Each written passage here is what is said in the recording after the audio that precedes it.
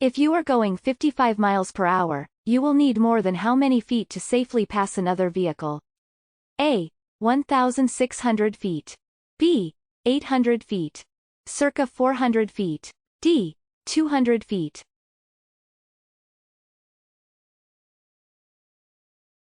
If you are going 55 miles per hour, you will need more than A. 1,600 feet to safely pass another vehicle. At highway speeds of 55 miles per hour, you will travel approximately 800 feet every 10 to 12 sections. This means that you'll need at least twice that distance, or about 1,600 feet, to pass another vehicle safely.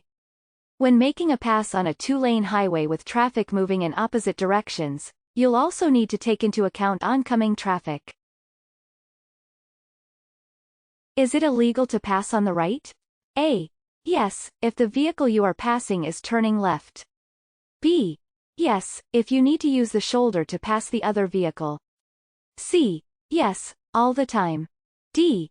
Yes, if the vehicle you are passing is a large truck.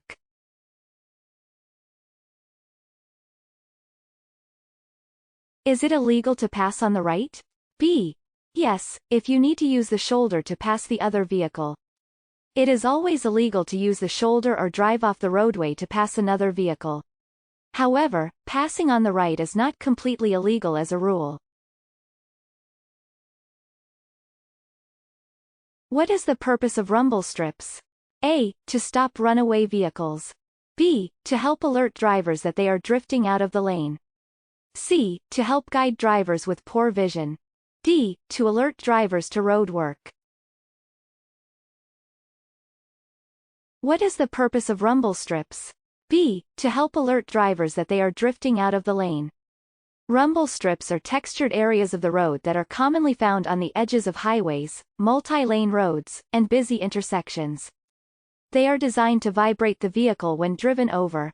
Their purpose is to alert drowsy or distracted drivers that they are drifting out of the lane of traffic onto the shoulder or off the road. A broken yellow centerline means that A. You can pass on the left if there is no traffic coming from the opposite direction. B. You can pass on the right if there is no traffic coming from the opposite direction. C. You may not pass under any circumstances. D. You can only pass if there is also a road sign that allows it.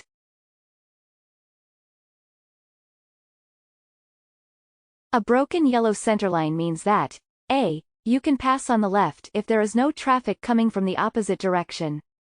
A broken yellow centerline dividing lanes of traffic moving in opposite directions indicates that passing on the left is permitted when the road is clear of traffic moving the other way. If a two-lane road is divided by a single, broken yellow line, that means that traffic moving in either direction is allowed to use the opposite lane to pass. A curb painted blue means parking is A. Reserved for short-term parking. B. Reserved for vehicles displaying a handicap plate or placard. C. Prohibited.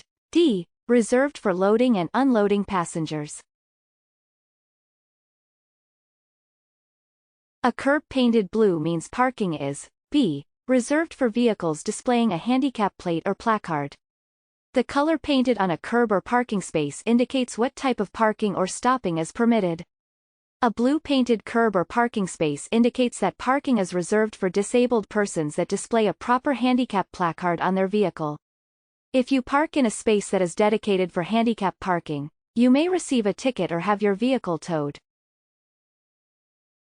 If you drive faster than other vehicles on a road with one lane in each direction. A. You won't have any tailgaters. B. You'll reach your destination faster. C. You'll increase the risk of a collision. D. Other drivers must yield to you when you want to pass. If you drive faster than other vehicles on a road with one lane in each direction. C. You'll increase the risk of a collision.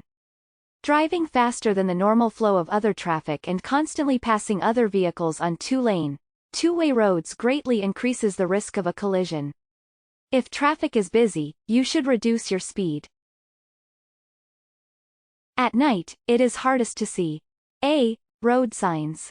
B. Other vehicles. C. Pedestrians. D. Lane markings. At night, it is hardest to see pedestrians. When you are driving at night, the most difficult thing to see is typically pedestrians walking alongside the road. Compared to road signs, other vehicles, and lane markings, pedestrians will often lack reflective pieces of clothing, lights, and other things that can make them easier to see.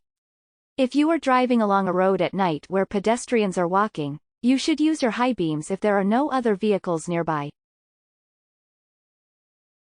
If an approaching driver refuses to switch his high beams to low, you should A. Honk your horn. B. Flash your high beam headlights back at them. C. Look towards the right side of the road. D. Look towards the left side of the road. If an approaching driver refuses to switch his high beams to low, you should C. Look towards the right side of the road. If an oncoming vehicle fails to dim their headlights when they approach you, you can be temporarily blinded if you look at them straight on. In these situations, it's best to glance towards the right side of the road to avoid being blinded. This method allows you to still pay attention to the road while avoiding the glare of the oncoming car's lights. What does a slow-moving vehicle sign look like? A. An orange triangle. B. A red circle. C. An orange square. D. A blue diamond. What does a slow-moving vehicle sign look like?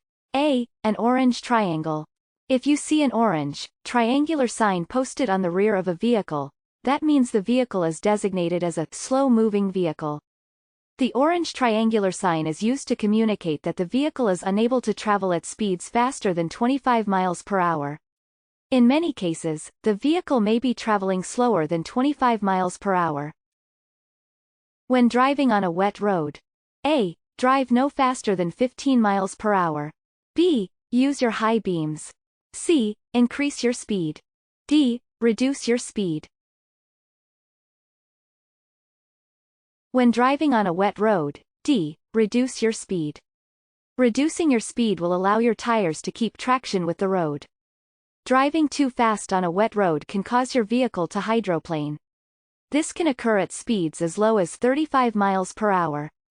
When this happens, you will not be able to steer or brake effectively. Some other things you can do to stay safe on wet roads include slowing down before curves. Avoid hard or sudden braking. Avoid sharp turns. Great job!